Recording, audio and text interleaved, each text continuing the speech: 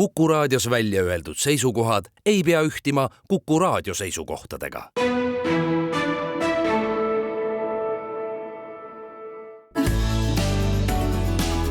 Keskpäevatund.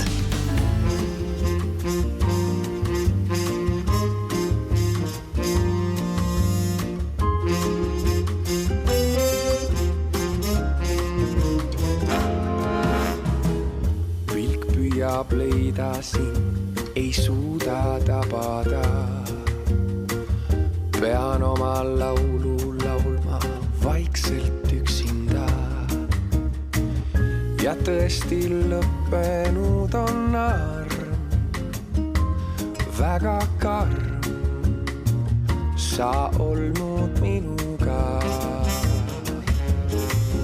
Mul tundub, et vaid muinasloos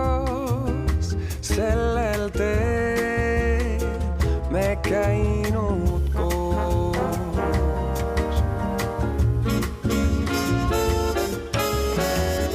On pilved matnud kuu ja uinunud on linn. Ma seisan üksinda, mu juures pole sind.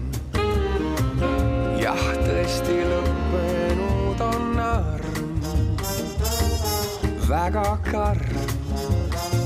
sa olnud minuga. Mul tundub, et vaid muinasloos sellel teel me käinud koos.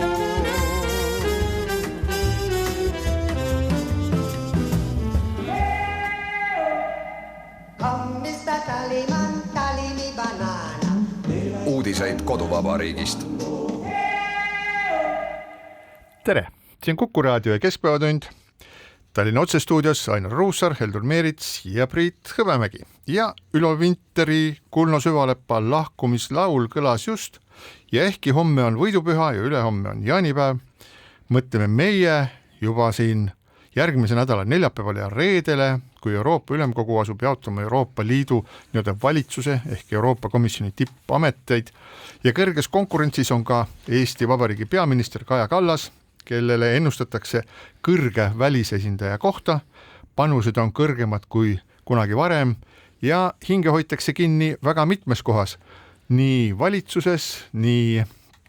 Kaja Kallase kodus kui tema vanemate kodus, aga ka lihtsalt rahva hulgas, kes mõtlevad, et mis siis nüüd rahva ja poliitikute hulgas, kes kõik mõtlevad, mis siis nüüd ikkagi edasi saab, kui Kaja Kallas peaks ära minema, sellepärast sellele järgneb valitsuse vahetus, järgneb tõenäoliselt ümberrivistumine poliitikute ja tulevaste ministrite hulgas ja miks mitte ka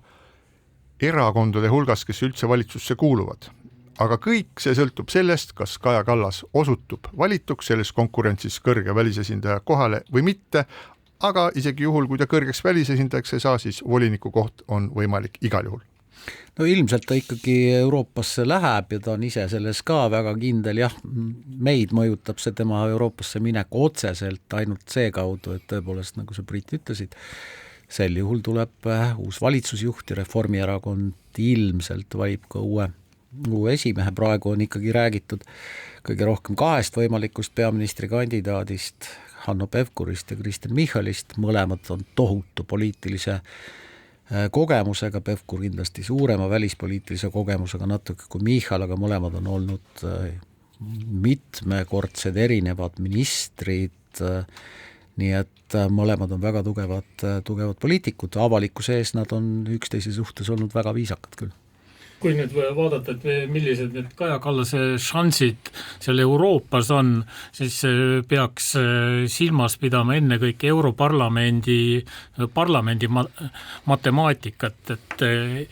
praegu või ütleme, et see lahkuva Europarlamendi puhul meil oli tegemist liiduga, kus osalesid Euroopa Rahvapartei, sotsiaaldemokraadid ja liberaalid. Ja kui nüüd selle uue parlamendi puhul nagu see põhitees on olnud, et see sama liit kestab, kuid tänu nüüd sotsialistide positsioon koalitsiooni nõrgenemisele võib-olla ehk äkki ei piisa nendest kolmest, et samamoodi nüüd soovitud isikud ära saaksid valitud ja selle tõttu on nüüd Giorgia Meloni juhitav parlamendirühm nagu ka tundnud, et võib-olla vajatakse nende abi ja see on nüüd tekitanud ka neil ambitsiooni mingisugust kõrgevat kohta saada, aga Kaja Kallas on nagu tundub, et üsna ühemõtteliselt liberaalide kandidaat ja siis tänu sellele ta just nagu mingisuguse ameti ikkagi peaks saama. Jah, no see jookseb kindlasti mööda parteilist piiri, aga see jookseb ka mööda mingisuguseid riigipiire. Nii näiteks on Poola valitsusjuht ju teatanud täiesti selgelt, et ta toetab Kaja Kallast, ehkki tema toetusest ei sõltu mitte midagi, see sõltub ikkagi Euroopa juhtorganite toetusest ja nii mõnedki teised riigi juhtpoliitikud on öelnud, et nad toetavad Kaja Kallast, erinevalt Itaaliast, kes on selline kõhklev, aga kodusesse poliitikasse toob see loomulikult muutusi ja koduses poliitikas on olnud ka väga palju muutusi ju viimastel nädalatel, EKRE-st me rääkisime põhjalikult eelmise laupäeva saates, aga nüüd on tulnud 2 erineva uuringufirma küsitlused, mis mõlemad viitavad sellele, kuidas siis EKRE toetus tegelikult on 2 viimase nädala jooksul ka ikka kõvasti langenud sinna kuni 13% juurde. Et Isamaa on säilitanud, sotsid on natuke tõusnud, Reform on ka enam-vähem sama, parempoolsed mõnede uuringute kohaselt on ikkagi tõusnud üle valimiskünnise ja Eesti 200-st paraku ei saa enam rääkida kui parteist, kes võidaks mingitki valimised. Ja mina vaadates seda suurt arutelu tegevust siis Kaja Kallase tulevikku ümber, siis ma lihtsalt tahaks nentida, et ootus tema lahkumise osas on ikka erakordselt suur. See teema kerkis ajakirjanduses teravamalt esile umbes kuu või viimase 2 kuu vältel, kui see kontseptsioon, et Eesti Vabariigi valitsuses asjad ei edene, on põhjustatud sellest, et inimesed ootavad, kas Kaja Kallas läheb Euroopasse või ei lähe ja kuna suure tõenäosusega ta siiski läheb ja sellele järgneb peaministri vahetus ja sellele järgneb ümberrivistumine Reformierakonnas, siis see on pannud valitsuse töö paariks kuuks pausile ja erinevad väljaanded on siis nimetanud seda ka teistmoodi ja ka erinevad poliitikud seda nimetanud nii valitsushalvatuseks kui ka valitsusparalüüsiks, mille tulemusena ei tehta otsuseid, neid lükatakse edasi, oodatakse, mis saab, sellepärast, et mis me nüüd ikka praegu nii väga rabeleme, võib-olla kuu aja pärast tuleb meil istuda juba hoopis mingisuguse teise tooli peal ja inimlikult mõistes on see ka, inimlikult vaadates on see täiesti arusaadav, aga vaadates seda, kuivõrd oluline on siis taolistel keerulistel aegadel valitsuse kiire reaktsioon ja tegutsemine, siis on see kõik muidugi kurjast. Nii et Kaja Kallas ka ise on sellele olukorrale kõvasti kaasa aidanud selles suhtes, et ta on andnud väga vastuolulisi signaale, kord ta läheb, kord ta ei lähe, kord ta ütleb, et küll me näeme. Praegune olukord, kus siis möödunud esmaspäeval oleks ju põhimõtteliselt võidud juba otsustada, et Kaja Kallasest saab Euroopa Komisjoni kõrge välisesindaja, aga seda siiski ei tehtud, tekitas kummalisi aspekte sinna juurde, et hakati väga palju spekuleerima selle üle, et miks see kõik niimoodi on ja kas nüüd tahetakse sinna kedagi teist ja mida soovib siis Giorgia Meloni ja mida ta ei soovi ja siin võib lõputult selle üle arutada, aga kuulsad kirjanikud Ilf ja Petrov on seda väga hästi kirjeldanud seda olukorda, et istuvad siis suve õhtul, istuvad suure maja hoovis puu all lauakese ümber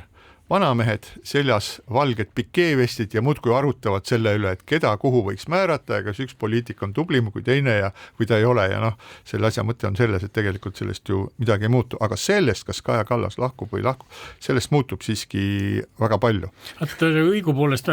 minu meelest see otsustamatuse või edasilükkamise aeg on nagu tunduvalt pikem olnud, et see ei ole nüüd päris juhuslikult tekkinud, et Kaja Kallas Kallas on kandidaat, et ta on ikkagi üsna pikka aega seda võimalust silmas pidanud ja selle nimel ka tegutsenud. Et kui me veel nüüd aasta tagasi või kui me vaatasime, kui valitsus nüüd nagu oli väga passiivne ja kas või nende eelarve puudujääkidega tegutsemisel, et siis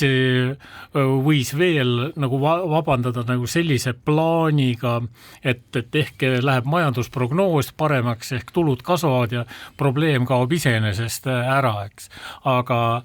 et võib-olla ehk isegi viimased 12 kuud mul on nagu tundunud, et Kaja Kallas küll on nagu kõiki nagu selliseid ebameeldivaid teemasid üritanud laua alla lükata ja eriti kui need oleksid mingist vaatenurgast takistanud tema liikumist sinna liberaalide esikandidaadi kohale. Nojah, Euroopa Liidust on otsuseid oodata nüüd algava nädala neljapäeval reedel, ilmselt need otsused siis moel või teisel tulevad, aga ega valitsusel tegelikult aega ei ole, kõik räägivad sellest tõe läbirääkimiste augustikuust ja tegelikult ükskõik, kes on valitsusjuht ja milline on siis koalitsiooni koosseis, ilmselt augustis ikkagi veel sama, võib-olla ministrid, mõned on teised, aga augustis ja hiljemalt septembri algul peab Eesti Vabariigi valitsus tooma ikkagi lauale plaani, milles on eelnevalt kokku lepitud, kuidas sellest majanduslangusest välja tulla ja kus siis kärpida ja kus tulusid suurendada, sest et see viimane lisaeelarve oli ka selline, mis vastu võeti, oli ka selline juba piiripealne asi, millele ka natukene nagu anti rahvusvahelises mõistes andeks selles mõttes, et tõesti agressiivse Venemaa naaberriik ja suur Ukraina toetaja ja nii edasi, et vaatame võib-olla natuke läbi sõrmede, aga lõpmatuseni seda ei tehta. Et minu meelest on see väga, väga lihtsameelne mõelda, et valitsus istub 2 päeva kuskil metsas. Lubasid, et ei lähe metsa seekord. No okei, jah, et või metsaga sarnanevas kohas ja et nad siis vaidlevad, lepivad kokku ja nii ongi, et tegelikult niisugustel otsustel on selgelt vaja tunduvalt laiemat ühiskondlikku toetust ka ja see, kui sa nagu lihtsalt räägid ajakirjanikele, et me otsustasime nii või naa, et see on siiski ebapiisav, et need ideed, et kuidas siis ikkagi eelarve karjuvat miinust nüüd normaalsemaks saada, eks, et nendest ideedest oleks tarvis ikkagi juba varem ka rääkida. Jah, aga tähtaeg on ju aastaid olnud see sama, et septembri alguseks ikkagi järgnevate aastate riigieelarve strateegia peab olema valitsuses heakskiidu saanud ja mingid mõju see ju ometigi omab, kas või sellesse, kuidas suhtuvad ettevõtjad, milliseks muutub tõepoolest meie majanduskliima kuni selleni välja, et milline siis saab olema see kärpekoht ja kui palju siis suudetakse üleüldse kärpida, millest kohutavalt palju räägitakse, aga tulemust. No seda me ju oleme selline pikalt saanud jälgida juba möödunud kevadest alates, siis kui uus valitsus, praegune valitsus astus siis ametisse, kus on kangelaslikult edasi lükatud kärpimisteemat, lubatud, ma ei tea, 500 miljonit, miljard istutud siis maas möödunud sügisel, siis tänavu kevadel ja alati on tuldud siis järeldusele, et meil on veel aega, meil on umbes 4 kuud veel aega ja küll me siis seda teeme ja loomulikult. Ja pangaarvetel on raha, mis on eelmisel aastal kulutamata üle kantud. Ja nüüd me oleme selles olukorras siis, kus midagi ei saa teha, sellepärast, et valitsus suure tõenäosusega vahetub ka rahandusminister, sellepärast, et ega siis Mart Võrklaeval ei ole muid tugevaid toetajaid selles valitsuses, kui on Kaja Kallas. Võrklaev jääb sellest kohast ilma, ma arvan, et ta nutma ei hakka, ta on kere peale saanud selle aja jooksul nii palju, et ta võib-olla kergendusega läheb kuskile sellise kohaliku omavalitsuse tasandile tööle tagasi, kus ta tuli, aga ma tahtsin nagu arutada selle üle, et see aeg, mis meil on siis selle Kaja Kallase praeguse valitsuse algusest alates on näidanud, siis Kaja Kallas peaministrina meie jaoks väga erinevast vaatepunktist. See inimene on avanenud, ta on sattunud väga-väga keerulistesse olukordadesse, see on puudutanud nii riikliku Eesti riigi positsiooni, see on puudutanud tema eraelu, tema abikaasa äritegevust Venemaal ja ja kõige selle juures siis me oleme õppinud tundma Kaja Kallast kui isiksust oma plusside ja miinustega. Ja me oleme näinud, kuidas ta käitub stressirohketes olukordades, kuidas ta vastab ja noh, ma ei tea, oleks võib-olla liig hakata väga pikalt seda arutama, aga me oleme näinud ikka kümneid ja kümneid kordi, kuidas ta nähvab, kuidas ta peab teisi lollideks, kuidas ta tasalülitab, kuidas ta ütleb, et ma ei ole midagi näinud, kuidas ta ütleb asju, mis pärast tuleb välja ei ole õiged või on koguni valed. Ja ta on näidanud minu meelest ennast kriisi olukorras väga sellise ebastabiilse ja närvilise ja pirtsakana. Ja kui ma nüüd mõtlen selle peale, et mis kohta talle siis lõppkokkuvõttes siis praegu Euroopa Komisjonis planeeritakse. Kõigepealt räägiti siis uuest kaitsevoliniku kohast, praeguseks on selge, et seda kohta ei tule, noh, päris 100% kindel ei ole, aga 95% kindlasti. See positsioon, milles kogu aeg räägitakse, on siis Euroopa Komisjoni kõrge esindaja, kes on tegelikult välisesindaja, kes on Euroopa Komisjoni välisminister ja kes käib siis kohtumas kõrgete riigipeadega. Mis on siis Kaja Kallase selle maine vundament välismaal on see, et ta on olnud Ukraina sõjal väga selgesõnaline, Ukraina eest võitleja, Venemaa karistamise nõudleja, mis kõik on väga õige ja mida ma kiidan ka väga heaks, aga see foon, millest ta seda tegi, oli see, et kõik suured Euroopa riigid olid veel paralüüsis ise, nad ei julgenud midagi öelda. Ja siis seal on selline kena õbluke naine, kes astub sellele jubedale monstrumile julgelt vastu ja niimoodi ta ehitas oma maine ja see seda ka praegu kannab. Aga kujutame nüüd ette seda, et kui Kaja Kallas hakkab ajama asju ebameeldivate, noh ütleme jutumärkides või päriselt ebameeldivate riigitegelastega maailmas, kes on väga teistsugustel positsioonidel, kui ta peab suhtlema, ma ei tea, seal Vene välisministri Lavroviga või ta peab suhtlema Hiina juhtidega või mis iganes, võtame selle kurjuse telje, muud juhtfiguurid, et kuidas ta siis ikkagi, kuidas ta isiksusena muutub ja minul on selline tunne, et väljakujunenud inimene isiksusena ei muutu, et need tema hoiakud ja käitumised jäävad täpselt samaks. Et samamoodi nagu Kaja Kallas ei ole suutnud ennast talitseda siis Eestis, rääkides ajakirjanikega, esinedes pressikonverentsidel, siin tõestust võib leida 1 000 000 korda, eks ole, et kuidas, kas ta siis muutub täielikult inimesena ja ta suudab ennast vaos hoida ja rääkida tasakaalelikult, sellepärast ma rääkisin ühe kõrge Euroopa Parlamendi ametnikuga sellest Kaja Kallase välisesindaja kohast ja ta ütles, et ma ei arva, et Kaja Kallas sellele sobib ja see üldine vastulause on see, et ta ei suuda olla selline diplomaatiliselt rahulik ja noh, tasakaalukas, et ta läheb nagu endast välja, ta läheb närvi, kui me kujutame lihtsalt ette, me meenutame seda, kuidas kõrge välisesindaja Joseph Borrell käis Moskvas Putini juures kohtumas ja kuidas Putin alandas teda kogu maailmas silmade all, laskis teda lõputult seal oodata ja istuda ja põhimõtteliselt sülitas talle näkku ja Borrell kannatas selle kõik vaikselt ära ja siis tuli sinna Brüsselisse tagasi ja siis ütles, noh, ma ei ole sihukese asjaga nõus. Et kuidas te kujutate ette, et aga nüüd see on üks osa diplomaatiast ja see Euroopa Komisjoni kõrge ametnik ütles, et diplomaatia vajab kompromisse ja läbirääkimist, et see inimene, kes selle koha peal on ta ei saa olla paindumatu jäik ega niimoodi ega siis noh, nagu kannatamatult midagi nõudev, et ta peabki olema diplomaat. Minu meelest Kaja Kallasest neid omadusi ei ole. Jah, rääkimata sellest, et ta peaks seal selles ametis esindama Euroopa Liitu tervikuna, mis siis nagu omakorda nõuab seda, et sa pead siis ka liikmesriikidega läbi rääkima, mitte ainult Türgi või Brasiilia presidendiga. Aga ma nüüd nagu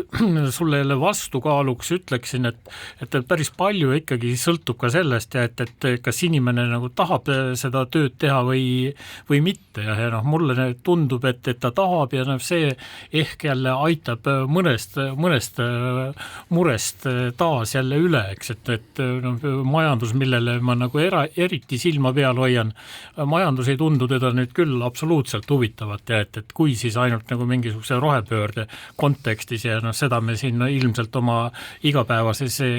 elus ka näeme. No pluss siis 47 aastat vist ei ole nagu veel nagu nii lootusetu vanus, et kus enam üldse mitte midagi juurde ei õpita. Nojah,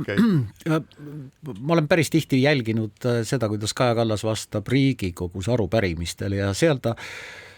seda on huvitav jälgida, aga selles mõttes, et ta ei hoia oma emotsioone Riigikogus üldse vaos. Ta näost on välja lugeda seda, mida ta tegelikult arvab, isegi kui ta seda välja ei ütle, vahel ka järgi ütleb, aga Euroopa Liidu välisesindajana on tal muidugi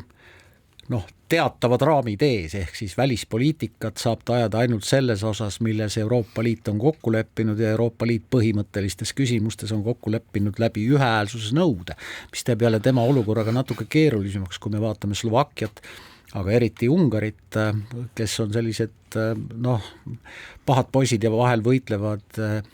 Euroopa Liidu mingisuguste otsuste vastu päris pikalt, vahel isegi mitte eesmärgi nimel, vaid selle nimel, et näidata, et nad eristuvad, aga ühehäälsuse nõue Euroopa Liidus kehtib veel ja need raamid on need, mille sees ka Kaja Kallas juhul, kui ta Euroopa Liidu kõrgeks välisesindajaks saab, peab kõnelusi pidama, olgu see Hiina, ilmselt Venemaaga lähiajal ikkagi sellel tasemel, nagu sa mainisid, et Lavroviga kohtumist ei tule, aga ka Ühendemiraatidega, ka Saudi Araabiaga ja nii edasi, ka Indiaga, kes tegelikult Ukraina rahukonverentsil ju väga selgelt ei hääletanud selle ettepaneku poolt, mida Ukraina president tegi ja mille poolt ikkagi üle 80 riigi hääletas. Ja üks aspekt veel selle Kaja Kallase personaalküsimuse juures on see, et kuidas ta siis valib oma abilisi ja lähemaid kaastöötajaid, et see Võrklaeva kaasus nagu näitab, et see ei olnud küll väga, väga hea valik, sest et kui sind ennast majandus ei huvita, et siis tuleks ikkagi nagu leida selline abiline, kes selle valdkonna ära hoiaks ja korras peaks, aga jah, et Võrklaev nüüd nagu ei tundu küll selles osas mingi eriline õnnestumine olevat. Jah, ütleme nii, et mina ise näen, et Kallase lahkumine Euroopa Komisjoni, olgu siis volinikuks või siis kõrgeks välisesindajaks, et see on hea lahendus Eestile. Ma arvan, et see on hea lahendus Eestile, me saame siin oma asjad kännu tagant lahti, loodame parimat, et kõik inimesed, kes on siiamaani siin oodanud, et tahaks nagu midagi juba teha, aga ootame nüüd ära, mis sellest asjast saab, et need saavad oma energia tagasi. Ja kas see on ka hea lahendus Euroopale, seda me saame alles mõne aja pärast. Aga ütlen siin veel enne, kui me pausile läheme, et olulised maksumuudatuste seadused, olulised lisaeelarved on kõik Riigikogus vastu võetud, nii et tegelikult ükskõik, kes on valitsusjuht, neid asju tagasi pöörata ilmselt ei ole võimalik, on võimalik, aga ilmselt neid tegema ei hakata. Ja siinkohal väike paus. Keskpäevatund. Ja keskpäevatund päikeselises Kuku raadio otsestuudios jätkub. Stuudios on Ainar Ruussaar, Heldur Meerits ja Priit Hõbemägi ja räägime nüüd sellest, mis toimub meie idapiiri lähedal. Jah, muidugi võidupüha ja on homme ja jaanipäev on ülehomme ja võidupüha paraad toimub Narvas ja samal ajal on Narvas juhtunud ka mitmeid muid kummalisi sündmusi, taevas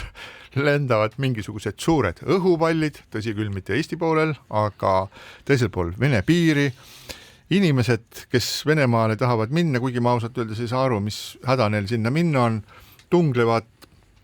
Narvas Peetri platsil, sellepärast et Vene-poolne piirivalve töötab nii aeglaselt, et inimesed lihtsalt sealt ei pääse, võiks öelda, et seda kunagi nimetati seda Itaalia streigiks, kui iga koma kaalutakse pool tundi ja praegu paistab nii, et kui me veel meenutame seda, et paari nädala eest viidi minema siis Eesti poolelt paigutatud poid Peipsi järvelt, siis me võime võib-olla, mitte Peipsi järvelt, Narva jõelt, et siis me võime öelda, et toimub mingisugune selline trollimine, mis haiget ei tee, väga ebamugav ei ole, aga no vastik on ikkagi. Jah, miks need inimesed seal piiri ületada soovivad, nad on seda esiteks harjunud pidevalt tegema, väga paljudel elab teisel pool Narva jõge Jaanilinnas ja seal ümbruses, aga ka võib-olla natuke kaugemal sugulasi, häid tuttavaid. Väga paljud harjumusest on käinud tegelikult siis, kui piiriületus oli lihtne, hopsti üle, hopsti tagasi, muide ostmas ka Venemaa poolelt kaupa kogustes, mida toll siis lubab tollivabalt üle tuua, see oli täiesti massiline, näiteks sigarette ja muud säärast. Nii et see rütm, see piiriületuse rütm on olnud tavaline jah, aga nüüd, et tipphetkedel eile vähemalt oli piiripunktis järjekorras üle 600 inimese ja Eesti otsustas piiriületuse sulgeda omalt poolt, et see on loomulikult üks järjekordne juba sinu poolt loetletud Venemaa selgelt tekitatud provokatsioonidest, just nimelt ka ilmselt enne Narva võidupüha paraadi, see poisid imetasid, mäletate seda, mis toimus siis, kui Narva lähedalt eemaldati Nõukogude tanki monument, siis tekkisid teisele poole Narva jõge Jaanilinna kalda peal selle paar teise maailmasõja aegsest kuskilt muuseumist pärit suurtükki, mille torud olid suunatud Hermanni kindlusele ja nii edasi, selline tegevus. Meie poole peal Hermanni kindluse seinal vaatas Venemaad jälle ka veriste silmade ja verise suuga Putini plakat, eks ole, nii et eks see käib niimoodi, aga selline provokatsioon mõjub sellepärast, et ta tekitab probleeme kohalikule omavalitsusele ja tekitab loomulikult rahulolematust inimestes ja kui me loeme, et pealtnäha, mis see siis on, et Narva linnavõim pidi väga kiiresti organiseerima sinna Peetri platsile, mis on siis kohe piiripunkti läheduses, kus see järjekord läks ja linnavalitsuse ees see järjekord ka lookles, pidi sinna organiseerima tualette ja probleem oli ka selles, et kuhu ööseks viia naised ja väikesed lapsed, kes seal järjekorras seisid, ehk siis kuidas nad majutada ja organiseerida järjekorras seisjatele elementaarset asja nagu vesi ja nii edasi, muidugi see tekitas probleemi. Need on ikkagi nagu väga pisiprobleemid, aga see tekitab väga palju rahulolematust rahvas, kui sa oled janune, kui sa seisad 8 tundi järjekorras ja sa ei saa pissile minna. Ja, aga pigem on nagu küsimus selles, et kas Venemaal on nüüd nende üksikute sammudega ka mingisugune pikem plaan, eks, et minu meelest nagu sellist selget plaani ei ole, et nagu Priit siin ütles, et see on nagu rohkem trollimine, eks, et pigem on nii, et tehakse midagi ja siis vaadatakse, kuidas me reageerime ja kui me nagu läheme närvi, siis on nagu väga hea ja võib-olla me teeme veel ka mingisuguse lolluse, mida saaks siis nagu edasi arendada ja laiendada Vene poole pealt. Ja mis teeb kõik selle loo ebamugavaks on see, et me oleme sunnitud kogu aeg reageerima, et selles mängus ei ole initsiatiivi meie käes ja ega ma nüüd nagu küll selline ekspert ei ole, kes nagu oskaks ka öelda, et mida paganat me siis saaksime teha, eks jah, aga eks see sükene mingisugune tahtmine, mingisugust vimkat või mingisugust sellist süütut nalja nendega teha, muidugi selline tahtmine kasvab. No vaata, et Narva on ikka väga tundlik punkt Venemaa jaoks, see paistab, kogu see tegevus näitab seda, et see on väga tundlik punkt ja see on oluline punkt ja selge see, et sinna siis ka nagu pööratakse sellist suuremalt tähelepanu. Nüüd mis sellest segadusest ja järjekordadest, mis nüüd on olnud, nüüd teatavasti siis pannakse see piiripunkt täiesti kinni võidupüha paraadi ajaks, nii et sealt mingisugust sabasid kuskil ei ole, et inimestel on öeldud, et kõik on kinni, uksed lukus ja nii edasi. Et Katri Raik vastas siis küsimusele, et kas saadakse aru, et kas kohalikud inimesed, kes seal sabas on, et kas nad saavad aru, et Vene pool tegutseb aeglasemalt ja tekitab seda olukorda. Katri Raik ütles küll ajakirjanikule väga selgelt, et ei, et nagunii on Eesti pool süüdi, et mida iganes sa ka teed, ühesõnaga nüüd see ei ole see ei ole tsitaat, aga käi kas või käte peal, aga igal juhul on Eesti pool süüdi ja Vene pool on õige. No ütleme niimoodi, et teatud inimeste peast seda pilti välja ajada pole võimalik. Mis mulle meeldis nende olukordade kirjeldamisel, mis siis praegu seal toimuvad, mulle meeldis, et linnapea Jaan Toots ajas täiesti mõistlikku ja sellise asjalikku sellist linnapea juttu, ta tegeleb põhimõtteliselt seal kommunaalprobleemidega, kuidas inimestel seal nagu parem oleks, et neil on selge see, et me oleme humanistlik riik, et vett, magamiskohti, tualetti, kõike seda on vaja, eks ole, et seal võib-olla seal Vene poolel vaadatakse sellele asjale läbi sõrmede, aga meie pool peab kõik olema nii, nagu lääne demokraatias on ja kui Toots nende asjadega seal tegeleb, vähemasti selline mulje mulle siis jäi ja jutt oli asjalik, et siis minul on selles mõttes nagu väga hea meel, aga selle trollimise kohta ma tahaks öelda seda, et tihtipeale Eestis on arvatud seda, et see nagu trollimine käib kuidagi Venemaal kuidagi mingisugust tsentraalselt, et kuskil on mingisugune väga-väga suur maja, seal istuvad inimesed, kes mõtlevad välja, et nüüd Narva piiripunktis tuleb seda teha ja siis seal Usbekis tuleb seda teha ja Washingtonis tuleb seda teha. Tegelikult on see juba umbes 10 aastat tagasi või isegi rohkem on Venemaal vastu võetud üks selline, ma ei tea, kas ringkiri, juhtnöör või mis iganes, mis annab siis väga paljudele riiklikele ametitele ja organisatsioonidele annab iseseisvuse siis taolistesse ideoloogilisel põhjal tuginevateks aktsioonideks.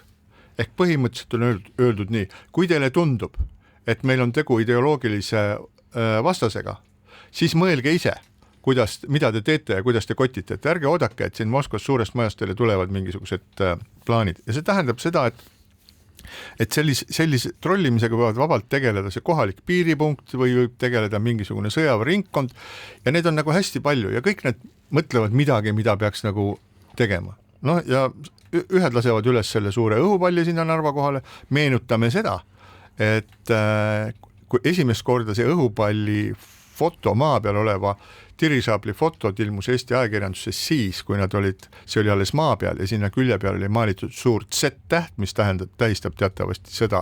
siis sõjakäiku Ukrainas. Aga siis see Z-täht võeti maha või värviti siiski üle, nii et seda sorti provokatsiooni nagu õhku üles siiski ei lastud. Aga kui sina soovid nii et mingisugused piirid seal tunduvad olema või anti Eesti poolele märku, et aga me võime sinna ka selle Z-tähe peale panna, kui te ennast korralikult üleval pea. Aga kui sa tahad vastust, siis ütleme nii, et kuigi moes on asümmeetrilised vastused, sümmeetriline vastus oleks Eesti poolel samasugune õhupall, mille peale on maalitud Eesti lipp ja mis siis vaatleks Eesti poole pealt seda kõike, mis toimub seal teisel poolel. Verine Putin Hermanni kindluse seinal oli tegelikult sarnane Z-tähe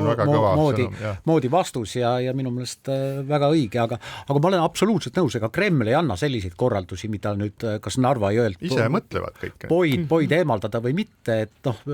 üldine suunis on ju teada ka kohalikule omavalitsusele või seal kohalikule piirivalvele on ju teada, et Soome ja Eesti, eks ole, mis piirnevad Peterburi oblastiga, on NATO riigid,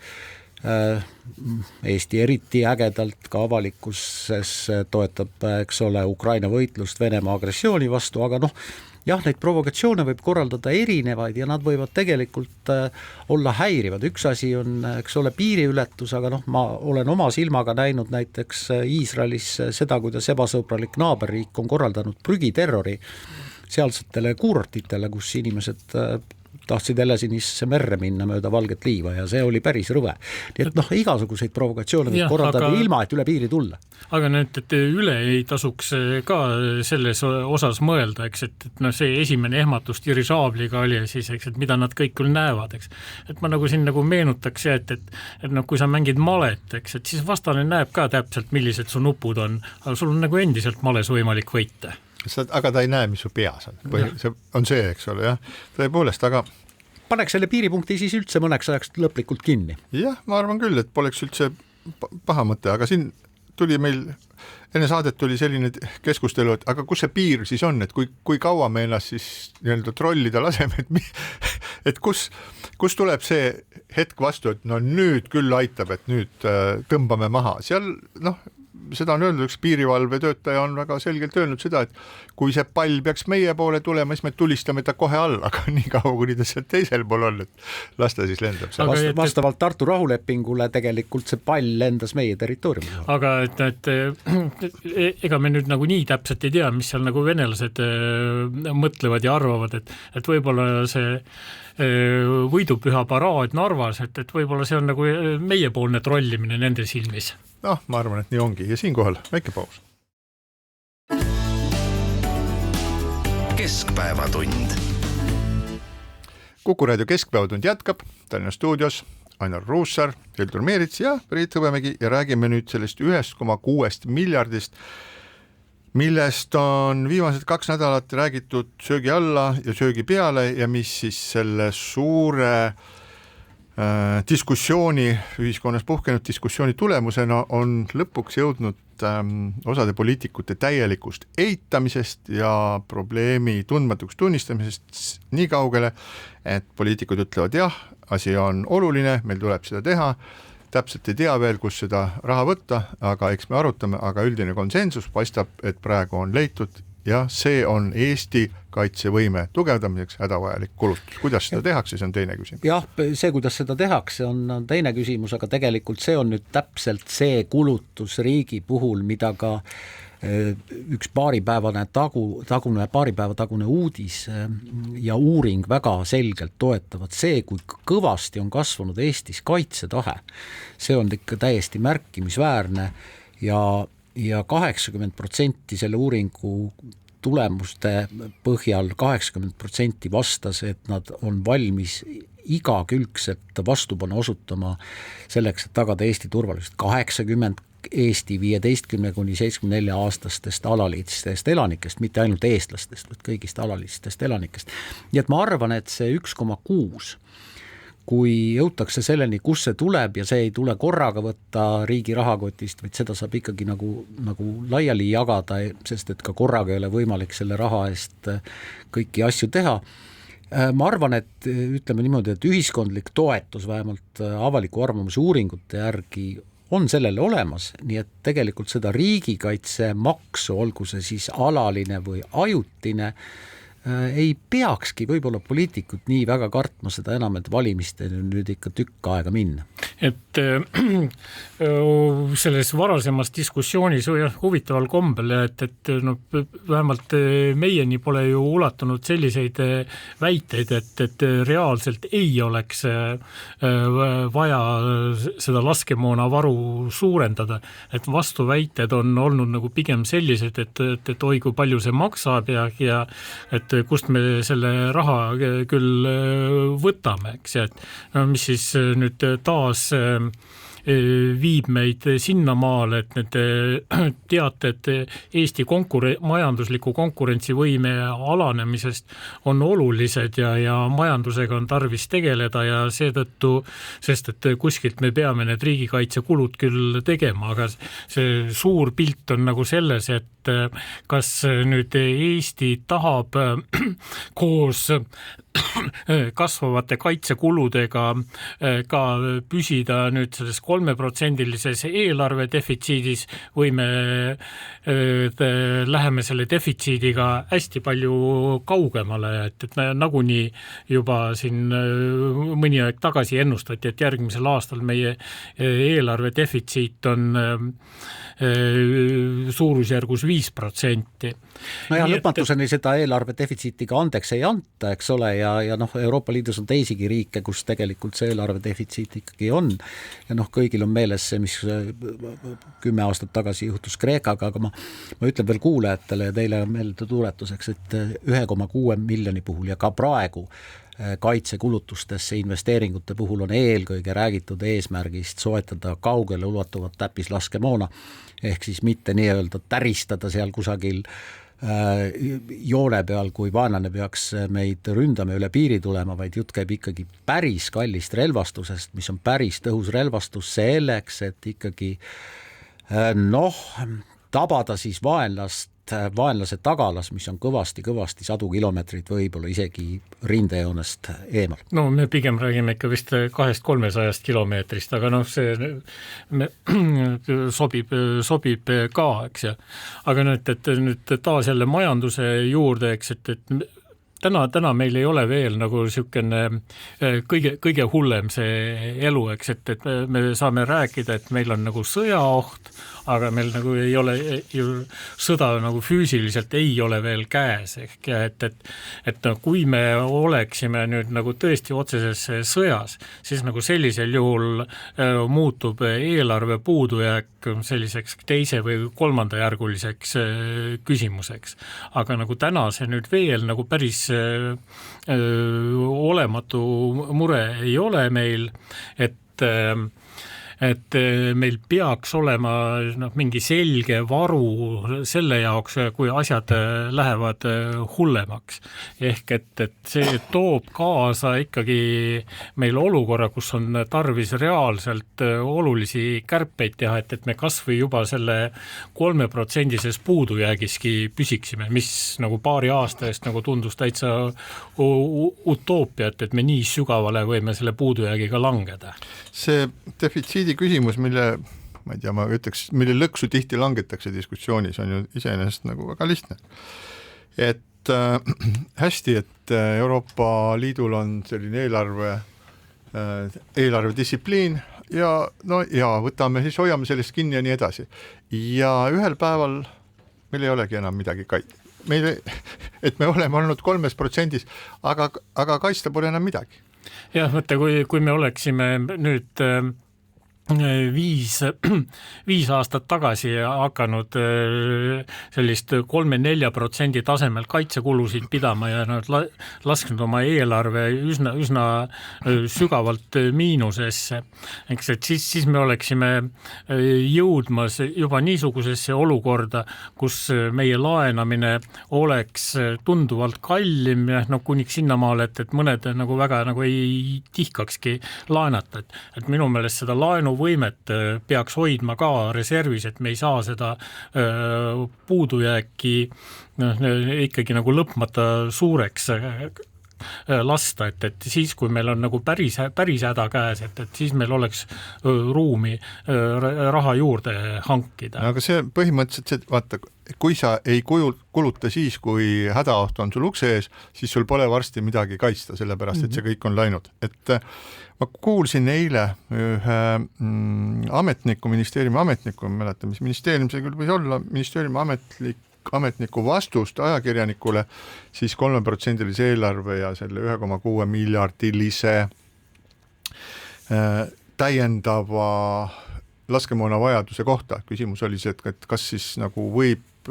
3% nüüd üle minna, et see 1,6 ju ületab, teeb selle eelarve puudujäägi suuremaks.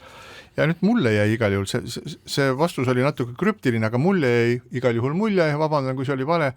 et ministeeriumi ametnik vastas suhteliselt sellise üleoleva hääletooniga, et kuulge, et meil on siin Euroopa Liidul on reeglid, et kuidas me peame seda, et kui meil on 3%, et siis meil on 3%, et ei ole mõtet hakata sellist asja ajama. Ja siis tekib mul jälle selline tunne, et kas ikka kõik inimesed saavad aru, et sõjaoht on nagu päris, et Ukrainas päriselt inimesed hukkuvad, et pommid päriselt lõhkevad, või see kõik on midagi sellist, et kui sa käid selles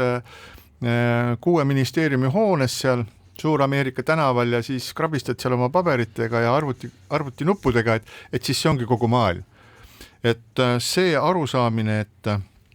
et ohud on päris, on jõudnud väga paljudesse peadesse ühiskonnas, aga ilmselt mitte veel igale poole. Ja peale selle meile näitas ju koroonakriis väga selgelt, et kõik see, mis on Euroopa Liidus regulatiivne, see venib nagu püksikumm. Et riigid võivad lihtsalt klõpsti panna oma piirid kinni, kuigi nad seda teha ei tohi, nad võivad teha seda, teist, kolmandat. Kui riikidele tundub, et asi nagu lendab ventilaatorisse, siis nad teevad kummalisi asju. Ja selle 3% osas ma lihtsalt nagu ütleksin veel seda, et mis on kindlasti üks argument,